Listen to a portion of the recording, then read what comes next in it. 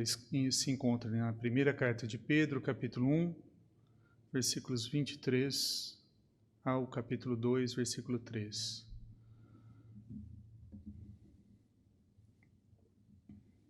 A palavra de Deus diz assim, na verdade eu vou ler também o 22, tá? Tendo purificado a vossa alma pela vossa obediência à verdade, tendo em vista o amor fraternal, não fingindo, amai-vos de coração uns aos outros ardentemente, pois fostes regenerados, não de semente corruptível, mas de incorruptível, mediante a palavra de Deus, a qual vive e é permanente. Pois toda a carne é como a erva, e toda a sua glória como a flor da erva. Seca-se a erva e cai a sua flor. A palavra do Senhor, porém, permanece eternamente. Ora, esta é a palavra que vos foi evangelizada. Despojando-vos, portanto, de toda maldade, dolo, de hipocrisias e invejas, e de toda sorte de maledicências, desejai ardentemente, como crianças recém-nascidas, o genuíno leite espiritual, para que por ele vos seja dado o crescimento para a salvação, se é que já tendes a experiência de que o Senhor é bondoso. Vamos ter mais uma oração. Santo Deus e eterno Pai, a Tua palavra foi lida e nós pedimos que o Teu Santo Espírito ilumine, ó Pai, esse Teu servo que vem trazer uma mensagem para o Teu povo e para aqueles que ainda não têm um compromisso com Cristo, para que o Teu Santo Espírito possa convertê-los, ó Deus, a Ti.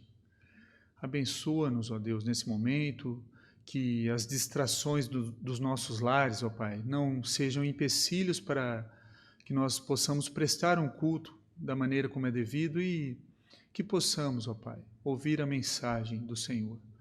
Esteja conosco nessa noite, em nome de Jesus. Amém. Algumas coisas não podem ser totalmente compreendidas até que você as experimente. Por exemplo, você realmente não entende os desafios e as alegrias do casamento até você se casar. Você realmente não entende o vínculo entre pai e filho até você se tornar pai.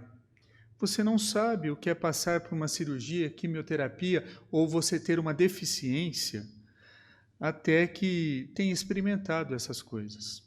Também é difícil entender o que significa ser um seguidor de Cristo até que você tente segui-lo. É difícil entender a alegria, é alegria e não fardo da obediência, até que você ouse fazer o quê? O que Deus diz. No nosso texto dessa noite, o ponto-chave do nosso sermão se encontra no capítulo 2, versículo 3, que diz assim, se é que já tendes a experiência de que o Senhor é bondoso. Ou, numa outra versão, diz assim, agora que provaram da bondade do Senhor. Antes de examinarmos o texto, você precisa ouvir um aviso da parte do apóstolo Pedro. O apóstolo Pedro diz que não faz sentido para as pessoas que não são cristãs, né? Então, parte do que Pedro fala não faz sentido para quem não é cristão. Pedro nos dá algumas instruções claras. E essas instruções visam o quê? Aprofundar o nosso relacionamento com Deus e enriquecer o relacionamento um com o outro. Você pode dizer que esses versículos são resultado prático do que significa sede santo como eu sou santo. Primeiro que nós vamos ver é seja amoroso, né? Seja amoroso. Pedro nos lembra que a verdadeira fé é mais do que conhecimento, né? Não é meramente aprender coisas sobre Deus, é caminhar com Ele. Isso tem um efeito prático sobre nós. Pedro nos lembra que para ser santo ou para se purificar, envolve obedecer às verdades de Deus. Uma das primeiras evidências de obediência é o amor pelas pessoas ao nosso redor. Pedro usou duas palavras diferentes para descrever amor. A primeira que ele usa é Filadélfia. Filadélfia é a que dá origem ao nome da nossa igreja, que significa amor fraterno. E quando nos chama para ter amor sincero pelos irmãos. No entanto, quando ele disse, amem-se de todo o coração, né? ele diz o quê? Ele usa um verbo de uma maneira intensa, o verbo ágape, que denota o quê? Um sacrifício amoroso. Pedro está defendendo algo que é mais do que emocional ou uma consideração pessoal.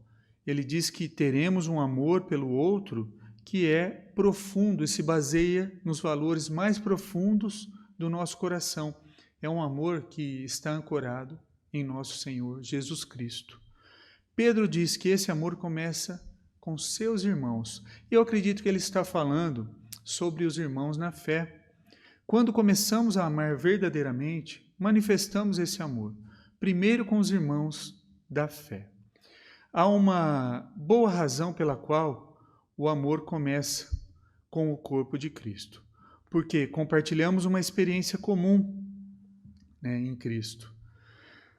As pessoas que foram colegas de faculdade, moraram em república, elas têm um relacionamento muito profundo, porque elas compartilharam durante anos a mesma situação, a mesma vida, compartilharam juntas. Pessoas, por exemplo, que fizeram cirurgias cardíacas ou qualquer outra de cirurgia, eles conversam entre si.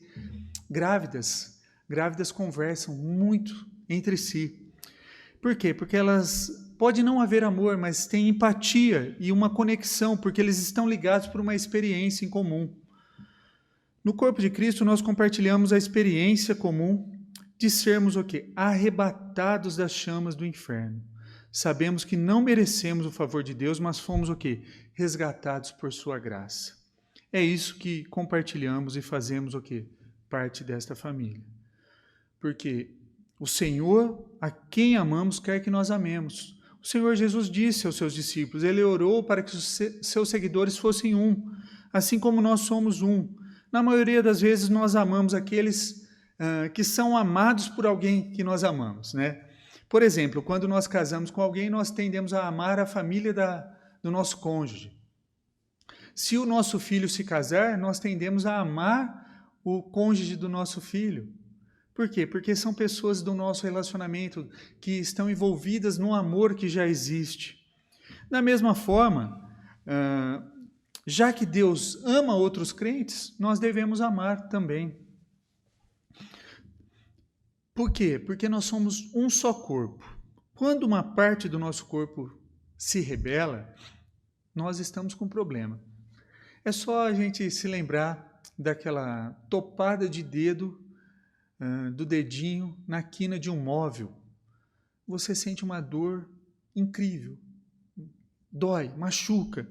E todo o seu corpo sente. Talvez você precise até sentar ou até deitar naquele momento que você topa com o dedo no móvel.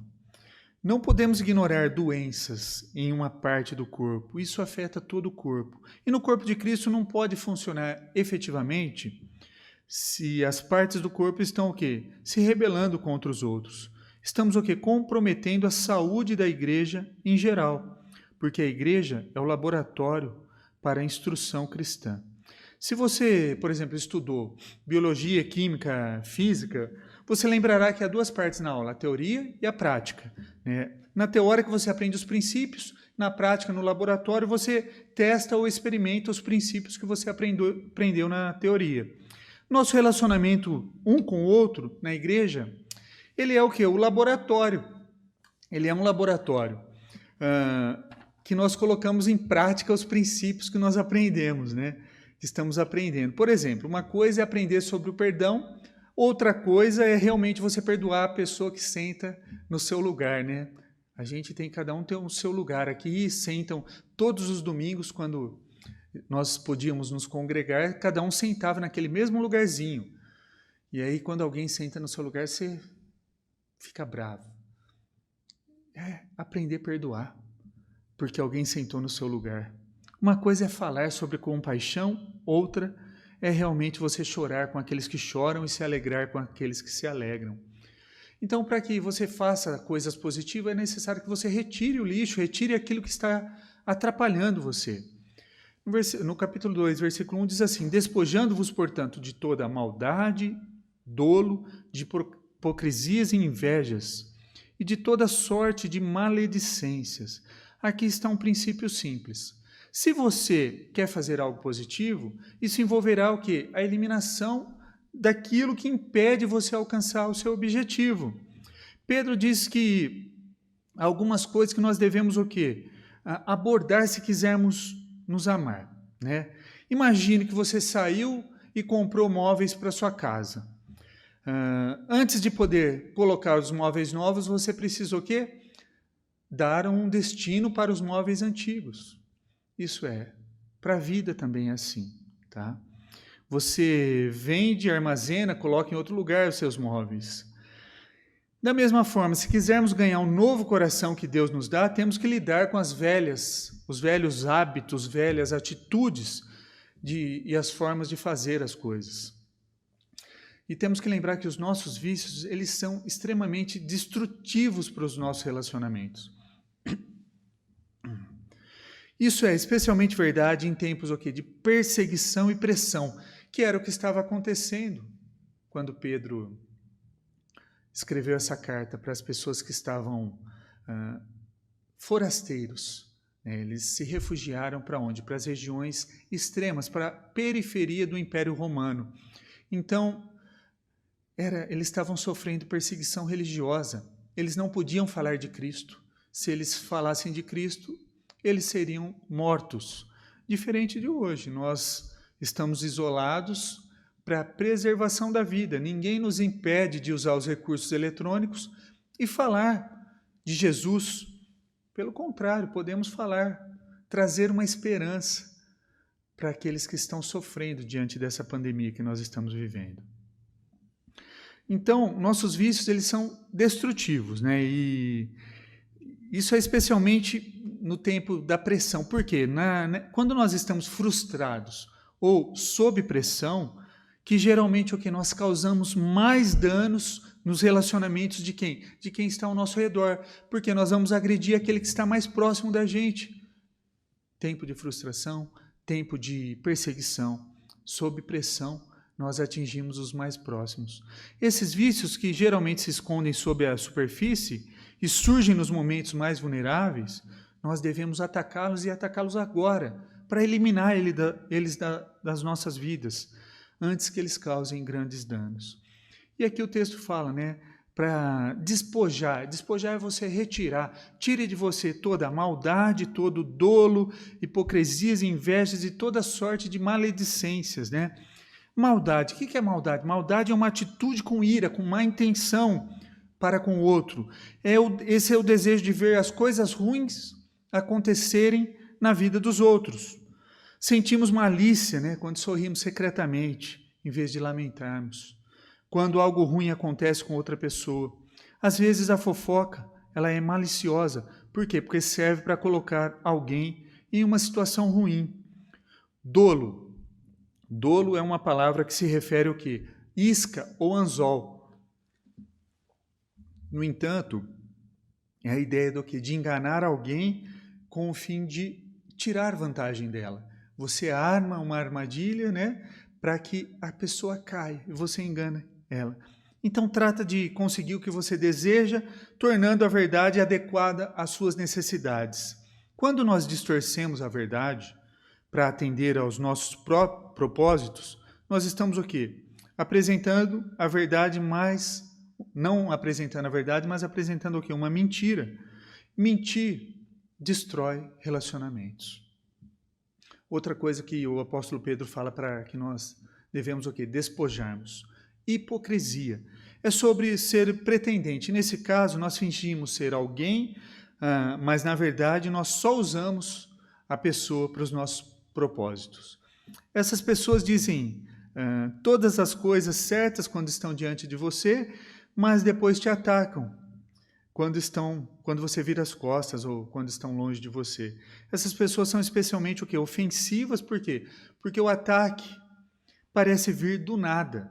Você está sendo agredido por alguém que parece ser ou pensou ser o seu amigo. Você pensa que a pessoa é seu amigo e, na verdade, ela está te atacando pelas costas. Isso é hipocrisia. E ele fala também para você se livrar da inveja. A inveja tem dois lados, né? Há um lado negativo, em que não queremos que alguém tenha algo que eles tenham, né? Em outras palavras, nós podemos ficar com raiva de alguém ter conseguido conquistar bens, ter conseguido tirar umas boas férias ou ter recebido uma promoção no trabalho. Pode ser que você gostaria ou deseja, né? Pode não ser, né, o que você gostaria ou deseja. Você simplesmente não quer que eles tenham.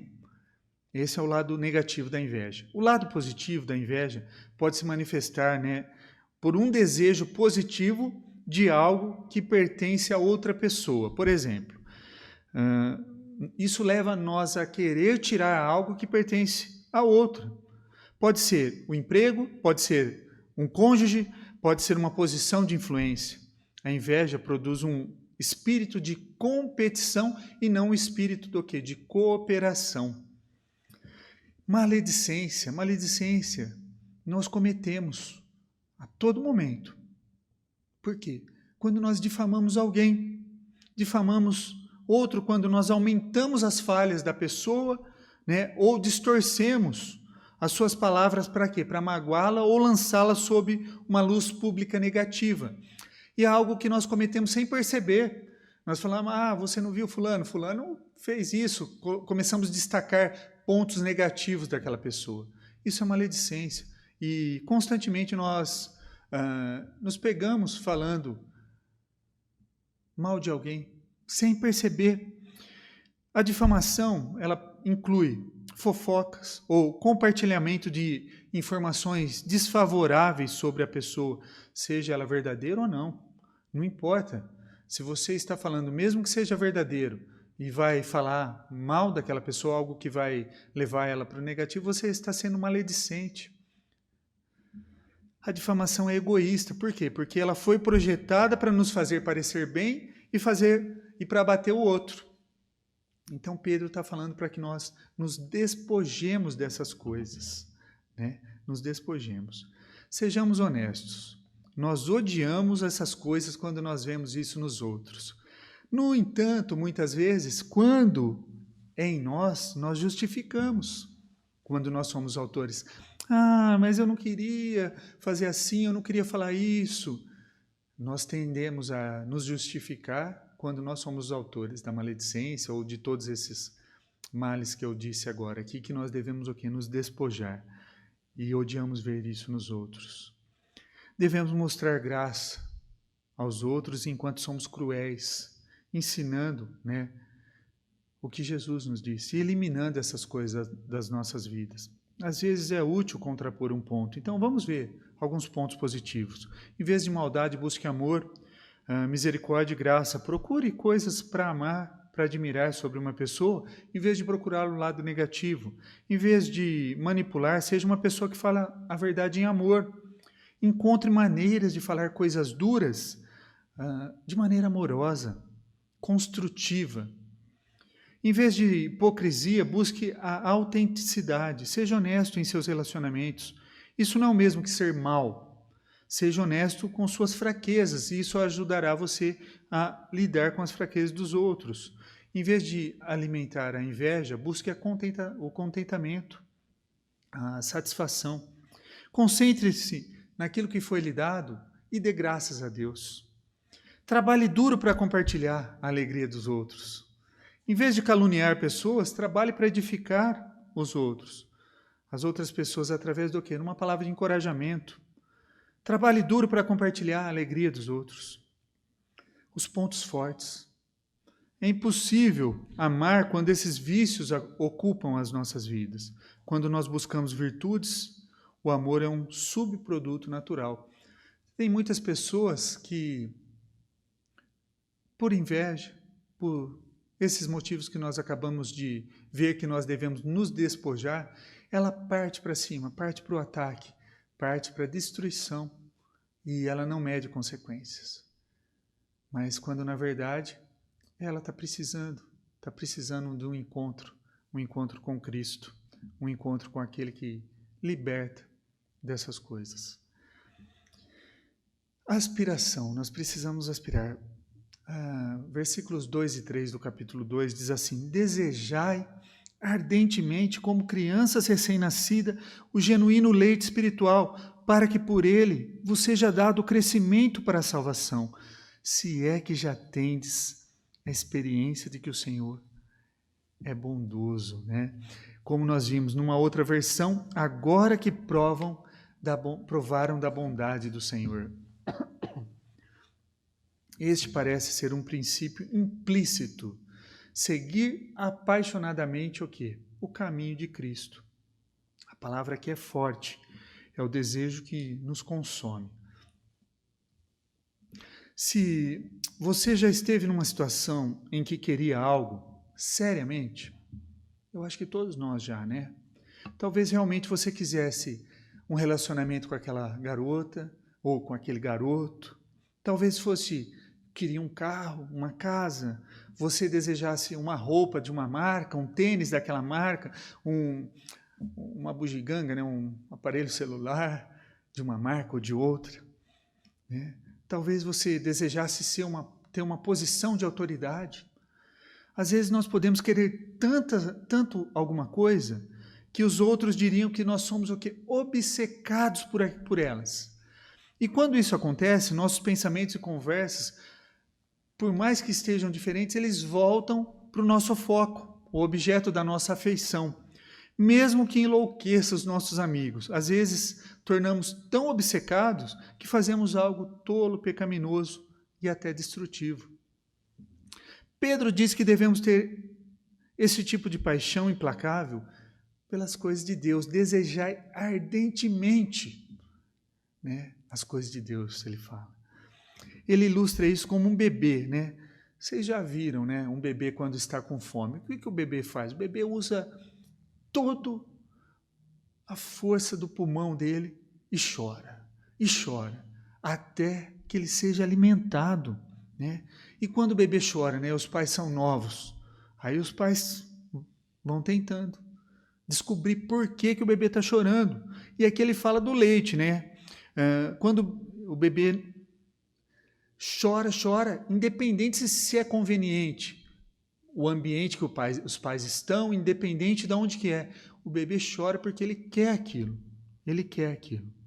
O bebê grita com seus pulmões. Sua mãe ou seu pai pegam ele, balançam, mas não alimentam. E aí qual que é o resultado? O bebê continua chorando, continua gritando. Por quê? Porque eles querem ser alimentados. Esse é o tipo de paixão que você tem pelo discipulado.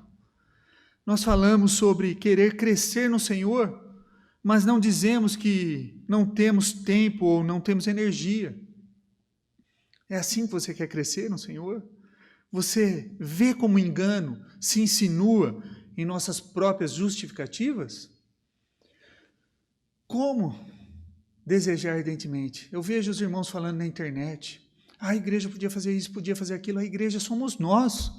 Se você está criticando a igreja, que a igreja podia fazer, você tem que fazer, porque nós somos a igreja, não a instituição. O povo de Deus é a igreja. O povo de Deus está falando, nossa pastor, será que nós vamos voltar? Quando nós vamos voltar? Será que quando voltar, você vai voltar? Será que você deseja tão ardentemente voltar a se relacionar assim? Você deseja esse encontro realmente com Deus?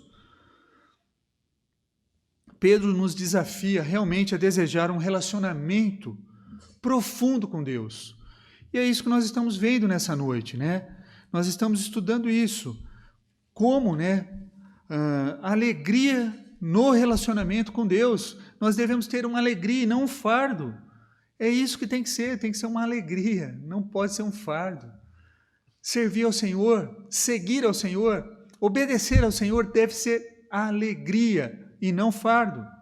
E como nós já vimos, não é uma lista de proibições, mas é uma lista de amor, de gratidão por quem nos amou primeiro, como nós vimos na semana passada. A questão é, como você cria o desejo por algo? Hoje todos nós manuseamos nossos smartphones, nossas smart TV, nossos tablets, nossos aparelhos, e à medida que nós pesquisamos alguma coisa, nós somos expostos àquela coisa. Os anunciantes aprenderam que se ele puder expor o seu produto para você, você passa a desejar aquele produto. e você vai estar navegando na internet e aquele produto vai aparecer em todas as abas disponíveis nos sites. Então, quando na internet os anúncios são direcionados, em outras palavras, os sites de busca seguem os seus interesses, aquilo que você fez a busca na página de acordo com a sua pesquisa. E, consequentemente, você verá o mesmo anúncio várias vezes. Por exemplo, havia um tempo que eu estava desinteressado por churrasco. E depois, há momentos que eu desejo comer churrasco.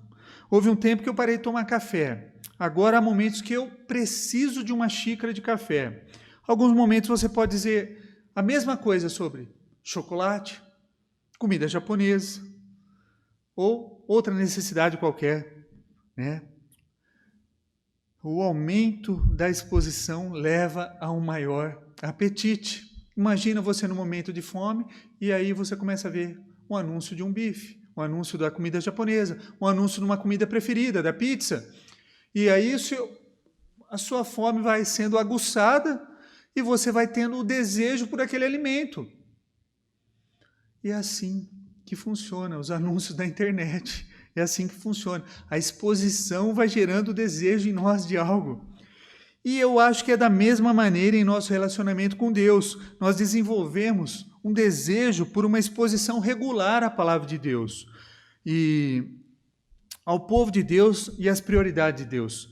Se você lê a Bíblia diariamente, você adota o que entende que a Bíblia está dizendo. Você desenvolverá o quê? Uma fome pela palavra, você descobrirá que seu coração parece ganhar vida à medida em que a verdade de Deus penetra a sua alma, e o mesmo vale para a oração. Se você trabalhar regularmente na oração, você lentamente vai o quê? Desenvolver um deleite por esses momentos de oração, de estar com Deus. Você vai desejar visitar o Senhor e ouvi-lo. Se você desenvolver o hábito regular da adoração, pode haver dias que você não vai tirar nada da adoração, mas haverá momentos que você sentirá que tem coisas melhores para fazer. Você fala assim, puxa vida, eu estou aqui perdendo meu tempo, eu podia estar fazendo tantas outras coisas. Mas se você continuar se expondo na disciplina da adoração, em breve você vai estar ansioso pelas reuniões, ansioso pelos cultos, ansioso pela pregação, ansioso para estar com o povo de Deus. Você sentirá um vazio quando perder um domingo, quando perder uma quarta-feira. Se você se alimentar regularmente, se você criar o hábito, você pode começar a amar a música, o ambiente, o ensino, as pessoas. No entanto, o que você mais vai desejar vai ser um momento tranquilo de se conectar com o Senhor. E quando você se atreve a fazer o que Deus lhe disse para fazer, você começará a ver o quê? Que Deus sabe o que está fazendo. Tá? Deus sabe o que está fazendo. Queridos irmãos, queridos amigos que nos acompanham, o que nós podemos aprender? O ponto principal é que seremos obedientes, faremos o que Deus diz, por quê? Porque nós provamos que o Senhor é bom, por termos experiência com a sua grandeza, nós queremos mais. Nós podemos aprender assim que, como um soldado, né? Um soldado ele foi para a guerra, na guerra no Vietnã, e os vietnamitas haviam atirado em todo seu batalhão. E ele havia sobrevivido e se jogou ao chão para se fingir de morto. E os vietnamitas, para garantir que os soldados estavam mortos, deitados no chão, eles estavam passando e dando mais um tiro em cada um dos corpos atirados no chão. E à medida que os vietnamitas se aproximavam, aquele homem começou a ficar desesperado, começou a buscar a Deus. E de repente, o que aconteceu? Uma revoada de patos foram para cima daqueles vietnamitas e distraíram aqueles vietnamitas, e eles, em vez de continuar atirando nos corpos que estavam deitados no chão, passaram a atirar nos patos e foram embora daquele local. E aquele homem conseguiu regressar para o seu país, um jovem ainda, com uma vida pela frente, se matriculou numa faculdade onde tinha um lago com muitos patos. E todo o inverno, onde ninguém ia à beira dos lagos, aquele homem gastava tempos alimentando uma multidão de patos que tinha no lago. Todos os invernos, ele passava alimentando aqueles patos. E as pessoas perguntavam, né, por que ele alimentava aqueles patos? Porque os patos salvaram a vida dele. Ele tinha uma gratidão por aqueles patos. Se nós experimentarmos, se nós já experimentamos o resgate de Deus da escravidão do pecado, a labuta e a ameaça do pecado, se experimentamos o calor do amor de Deus, se conhecemos a sua provisão, se vimos a sua sabedoria trabalhando em nossas vidas, nós devemos responder como esse soldado. Devemos ser pessoas ansiosas por responder por isso. Devemos querer honrar esse que fez grandes coisas por nós. Se você já provou que o Senhor é bom, você terá um desejo de amar e trabalhará para eliminar coisas que o impedem de amar. E terá uma paixão pelas coisas de Deus. Você entenderá que esses mandamentos não são dados por Deus para nos incomodar ou para nos controlar, de forma nenhuma. Eles são feitos para nos animar. Se você compreendeu que Deus é bom, você vai seguir com amor, com alegria e não como um fardo. Queridos, que Deus nos ajude, que Deus nos abençoe para que possamos cumprir a sua palavra, obedecer com alegria.